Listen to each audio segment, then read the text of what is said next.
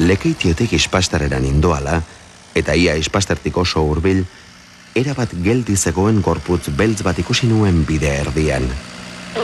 Paretik entzeko bozina jo nuen behin da berriz, eta hurbildu nintzenean ikusi ahal izan nuen emakumezkoa zela.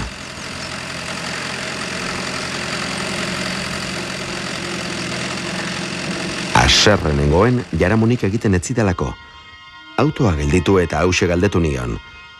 Zergatik ez duzu kasurik egiten bozina jotakoan? Emakumea dudamudan geratu zen une batez, eta gero algaraka akelarrean zegoela esan zidan.